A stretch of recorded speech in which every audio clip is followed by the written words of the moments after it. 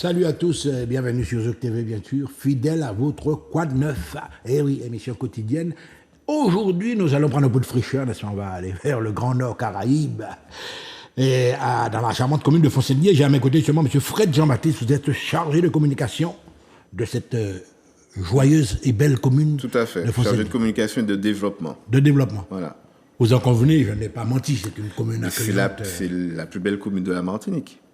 Enfin, il faudrait qu'on établisse un classement définitif. Non, Saint-Pierre veut juste après. Voilà, M. Fred Jean-Baptiste. Alors, évidemment, mesdames et messieurs, Fontainebleau, un joyau, n'est-ce pas? À l'heure où on parle de reconnaissance de ces régions, n'est-ce pas, à l'UNESCO. M. Jean-Baptiste, quel est votre avis? Écoutez, on est au cœur des Pitons du Nord.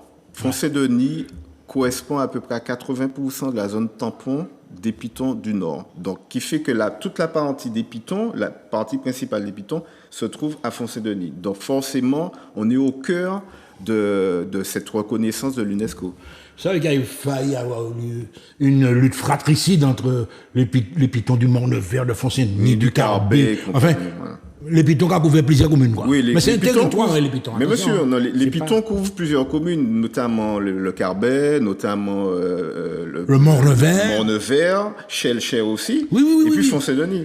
Et de l'autre côté, quand on passe vers le Mont-Jacob, tout ça, c'est le même massif. C'est le même massif, effectivement. Voilà, nous avons assez de géographie, maintenant nous allons parler. Alors, chaque brin d'herbe, chaque feuille qui frémit au vent, oh là là, vous êtes poète, chaque cri d'oiseau, etc. Fontainebleau, c'est ce qu'on disait, gardien de cette biodiversité. Voilà, c'est la thématique. On est conscient, c'est la thématique de notre fête patronale de cette année. L'idée, c'est de vraiment montrer qu'on est au cœur d'un joyau et qu'il faut le préserver. Préserver la faune, préserver la flore, préserver toute cette biodiversité-là dans laquelle on vit. Mais oui, qu'on ne respecte pas assez. Qu'on ne le respecte pas assez, quand on a des incivilités, comme la dernière fois, un individu s'est permis de jeter des détritus. Mais ça m'avait choqué. Monsieur Jean-Baptiste Fred Mancadou, sincèrement, ça m'avait choqué. Et pas un détritus, hein, Bougla. Non, c'était un. Il fallait payer. Plus d'une tonne. Plus d'une tonne. Ça coûtait près de 10 000 euros à Cap-Nord pour enlever ça. Donc il y a une enquête qui est en cours, et puis forcément, celui ou ceux qui ont fait ça, ils vont payer bonbon, parce que c'est inadmissible qu'on puisse jeter des ordures sur un territoire aussi préservé. Voilà. Oui. Alors justement, on va finalement, mesdames et messieurs, vous allez en convenir, il fallait quand même parler de toutes ces choses-là. Alors, la fête patronale. Alors, qu'est-ce que ça représente pour une petite commune? Mise en valeur des atouts. Alors, c'est la mise en symbolique valeur. Même. Oui. C'est une fête symbolique. Déjà, c'est la fête de Saint-Denis. Et c'est vrai que, de toute façon, la fête patronale, elle est là pour justement réconcilier les gens, faire en sorte que la population se réunisse autour des uns et des autres, pour vraiment festoyer ensemble. Et c'est vrai, cette année, la thématique, c'est la ruralité en mouvement. C'est véritablement montrer que on a un joyau, on est dans un écrin, et le valoriser avec nos différents acteurs, aussi bien agriculteurs, aussi bien artisans, etc. Donc vraiment montrer qu'à l'occasion de cette fête patronale-là, qu'on est en mouvement justement pour le développement de notre territoire.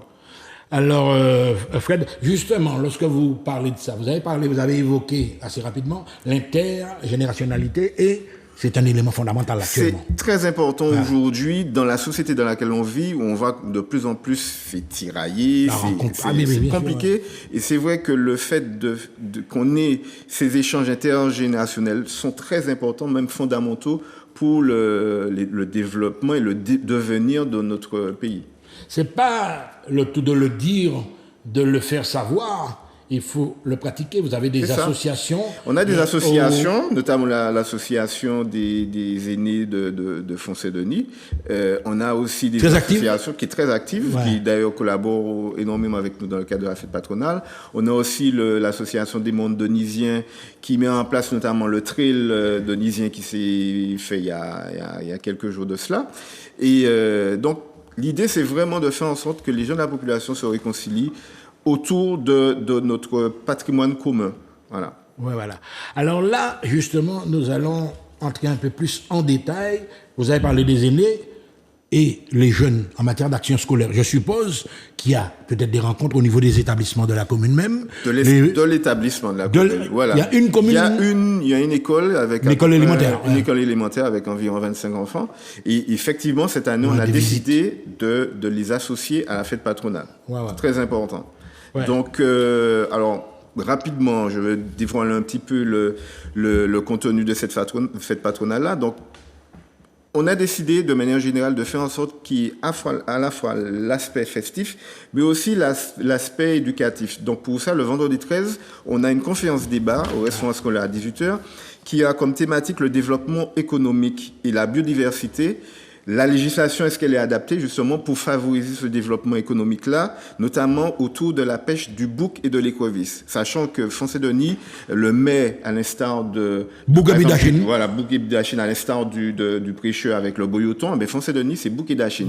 Et l'idée, c'est à un moment donné de faire en sorte que ce patrimoine-là, il sera remis en valeur. Alors, je vais faire un clin d'œil, je vais profiter à notre ami Tijo, là, l'incontournable Tijo. L'on parlait du bouc et Dachine. C'est ça. Nous te descendons, font masquer. Quand il arrive à rien, on est vis. Alors, donc cette conférence débat-là, l'idée c'est de faire rencontrer différents intervenants, notamment des personnes de la DEAL, l'Action de l'environnement et de l'aménagement, de l'Office de l'eau, l'association Arébio, donc une association de recherche en épidémiologie et en biodiversité, présidée par la professeure Smith, et aussi la Fédération départementale pour la pêche et la protection des milieux aquatiques. Normalement, on devrait avoir quelques de l'État, donc représentés par la préfecture, donc c'est quelque chose qui est en cours. En tout cas, cette conférence débat-là va permettre d'avoir beaucoup plus d'éléments sur le pourquoi de l'interdiction de la pêche au bouc. Voilà. Alors, il y a un qui a interpellé moi, vendredi 13 octobre, marche des Pitons, la montagne Pelée, l'association des mondes denisiens. Tout à fait. Je suis sûr que le départ, c'est 18h. C'est 18h parce que ça va se faire en nocturne. Et l'idée, c'est de voir comment la lune va éclairer les Pitons et la montagne Pelée. L'idée, c'est vraiment de faire un effet, je vais dire, artistique. Il y a un effet, alors c'est plutôt l'effet artistique naturel de la nature avec les lumières qui vont se refléter sur la montagne et sur les Pitons, et c'est magnifique à voir. Donc l'idée, c'est de participer à cette marche-là. Et par contre, il faut prévoir une lampe frontale. Il faut venir à partir de 17h. Prévoir une lampe frontale. Il y a un guide de basse montagne. Agréé, c'est un guide agréé denisien, d'ailleurs, M. Delbé, qui est guide de basse montagne, moyenne montagne plutôt, qui va accompagner toutes ces personnes-là. Et à l'issue de cette marche et à l'issue de la conférence débat, il y a une rencontre pour manger une belle petite soupe. Soupe qu'est ça? C'est la surprise, mystère. Mais ce sont des soupes de qualité avec les produits du terroir de Foncé-Denis. Voilà. Alors, Fred, je vais te dire, c'est une première pour ça, l'histoire de marche nocturne. Oui, tout à fait. Sur la commune. Parce que vraiment, ça m'a surpris comment ça évolue. C'est une marche nocturne où il faut effectivement que les uns et les autres qui veulent participer aient leur lampe frontale. Alors, on va continuer toujours sur le programme. Ladies and gentlemen, écoutez, ça nous dégage, j'avais déjà... justement, le samedi, les écoliers. Les écoliers, donc c'est vraiment faire en sorte que l'école et les enfants soient associés. Donc, à 8h, on a une course relais avec eux. Donc, il va partir de la tranchée vers la place Jules Pin, aussi accompagné des adultes. À 10h, on a un dévoilement des dessins parce qu'au préalable, les enfants vont faire un concours de dessin sur la biodiversité. Donc l'idée, la thématique, c'est dessine-moi ta faune et ta flore. Alors là, je t'arrête justement, dessine-moi ta faune et ta flore. Pourquoi 17e mai là, qu'on est mani comment ce sera l'occasion. Ce sera l'occasion. Vous avez des modèles aussi. Les instituteurs, en tout cas les professeurs des écoles, vont faire en sorte de leur donner les indications pour quel type d'animal, quel type de faune. Oui, des renseignements. Des renseignements pour qu'ils puissent faire leur dessin, forcément. Là, je vais te piquer un peu, de quoi je veux parler. Oui. Mais ça en fait partie. Mais l'année dernière, on a fait notre thématique sur les serpents, qui s'est très, très, très bien passé. On avait beaucoup de monde. Et justement, vous avez un spécialiste. Voilà, tout à fait. Ouais, on a Denis Onimo, Mayo. Voilà, et puis là, c'est un autre bouc. Voilà, c'est un autre dont j'oublie. Il va... On se connaît j'oublie son prénom, Gilbert. Voilà. Gilbert. Il est très sympa, monsieur. Très sympathique. Et d'ailleurs, qui était venu le soir avec des serpents, il a montré, pour un peu démystifier, parce que le serpent, c'est un animal qui va réagir, mais on voit un serpent passer, il va pas venir vous attaquer. Mais c'est ça, je l'ai vu sur radio une fois, tu avais entendu ça. C'était sûr, ouais. Et le gars nous avait expliqué que c'est pas un plus mauvais qu'un autre. Non, pas du tout, pas du tout. Par contre, il ne faut pas le chercher, il ne faut pas l'attaquer. Il ne faut pas le surprendre. Voilà, oui, c'est ça. Donc l'idée, c'est effectivement associer les enfants à la fête patronale, donc par le biais du concours de dessin et aussi la course de relais. La course de relais. Voilà. Il y a aussi, on a prévu pour eux une diffusion d'un film qui s'appelle Super Astico. Voilà, on le fait en partenariat avec l'Atrium. Ah, donc Daniel, t'as les cavoués, ça descend bas. Voilà, exactement. Toute l'équipe, surtout monsieur Steve Zebina. Oui, Steve Zebina. Voilà, qui est le spécialiste du cinéma, qui justement nous a fait cet apport-là. Voilà. Samedi 14, centre culturel, un tournoi de pétanque. Alors voilà. Là, ça nous a dit, les gens souvent, alors, on a la vie de monde qui a fait les fêtes patronales, ils ont annoncé des grands concours de belote de domaine, et finalement, c'est pas pas fait, la capacité, nous avons tombé dans les podiums là, tandis que les autres, vraiment des amateurs. On a des amateurs, on avait fait l'année dernière un tournoi de domino et de belote, on avait appelé ça ambiance vacances pendant le mois d'août, et ça s'était très très bien passé, on avait plus de 30 participants. Et les gens venus de communes aussi. C'était vraiment ciblé sur les habitants de Font-Saint-Denis. Ouais. Maintenant, l'idée, c'est qu'on ait pu avoir des personnes qui viennent un peu partout, Saint-Pierre, Montrouge, de tous côtés, même Fort-de-France. Ouais. Et le tournoi de belote de domino, c'est quelque chose qui intéresse vraiment les gens. Donc, ce sera à 11h au centre culturel. Et puis, le samedi, alors là, on a quelque chose de vraiment... De niveau. De très haut niveau. Ouais. Donc, c'est en fait... dans la préfiguration des berges denysiennes, parce que dans la démarche politique, on veut véritablement valoriser les berges, donc toutes les rivières qui traversent, où les gens vont s'y baigner, comme le Saut du Gendarme, en Badouche et compagnie, ou Massé. Et à cette occasion, on aura un happening performance de Lauriane Pernoc. En fait, ce sera une manifestation où, en fait, il y aura un défilé. En Badouche-là. En Badouche-là, donc l'endroit qui s'appelle en Badouche-là, le Glacis. Donc, c'est juste après le Saut du Gendarme. Et en fait, il y a un défilé où, en fait, les mannequins vont déambuler avec des vêtements conçus à partir des matières végétales qu'on trouve sur place. Ça donc, aussi, c'est original. Ça, c'est très original. Et en pleine nature. En pleine nature, à côté de la rivière. Donc, ce sera accompagné du groupe Ekenga, qui va aussi, justement, faire un travail scénique et musical autour... Avec Roger Jalta, ils vont faire un travail scénique autour du happening de Lauriane Pernoc, qui est une excellente styliste. Voilà. Nous avons pour faire des points de mon bagage politique, mais il y a Annick Comier. Madame Annick Comier, Getty Comier. Getty Comier. Ou un genre de conseiller, ou bien c'est l'idée à partir quand même du conseil là? Alors, c'est les deux. C'est les deux. On peut très bien avoir des idées qui émanent du conseil municipal, puisqu'il y a différentes commissions. Et puis, nous aussi, en tant qu'agents, on fait des propositions qui sont acceptées ou pas acceptées par l'édilité. Ouais. Voilà. Alors, mais vraiment, vous avez frappé fort là, parce que ce sont des choses qui pratiquement, c'est la première fois que ça. Hein, je ne sais pas si c'est la première fois, mais l'idée, c'est de proposer quelque chose d'innovant, où en fait, effectivement, on aura même des personnes qui, selon ce qu'elle m'a dit, qui vont sortir de l'eau de la rivière et puis qui vont s'induire d'argile, puisqu'on a de l'argile pure à Font-Saint-Denis dans cet espace-là.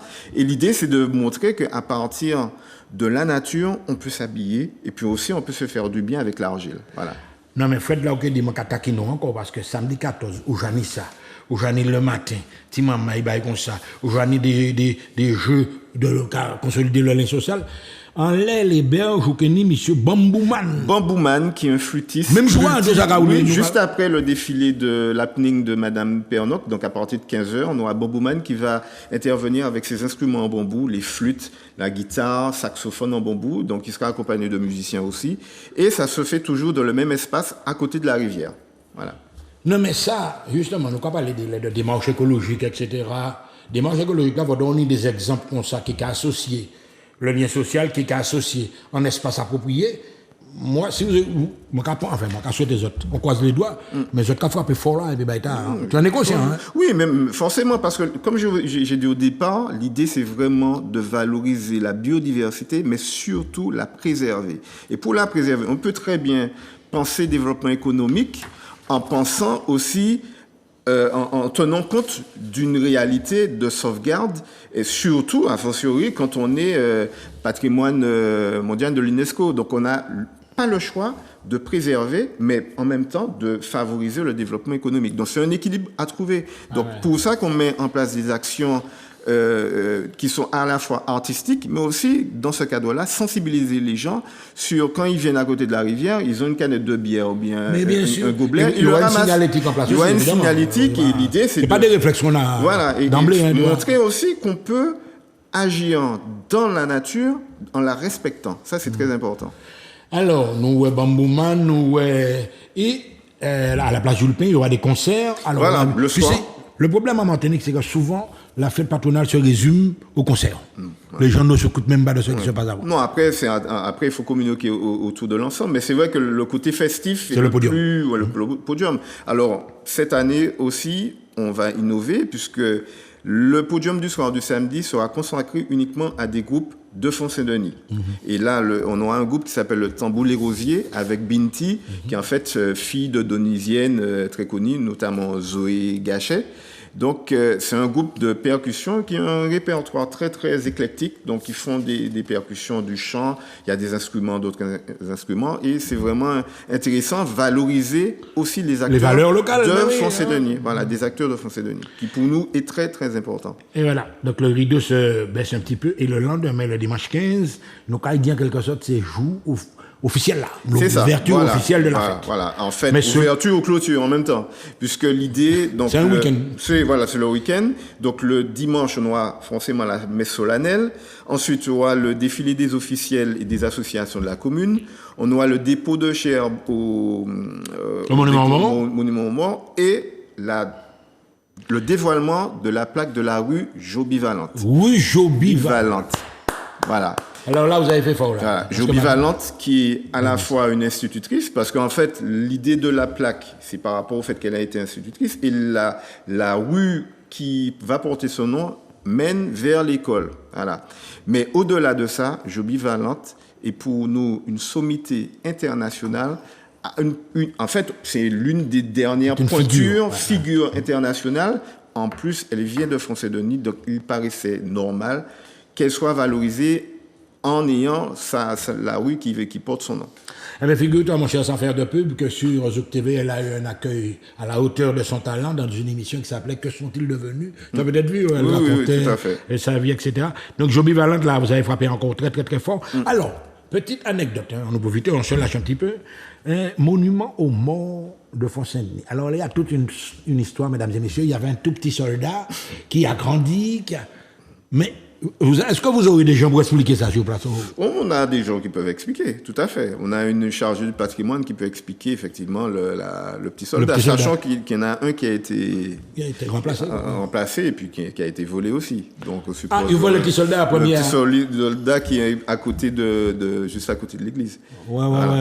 Donc, mais sur la question de l'intérêt effectivement patrimonial, c'est très important effectivement qu'on puisse préserver ce soldat-là qui est tout bleu et qui est très reconnaissable quand on passe sur la route.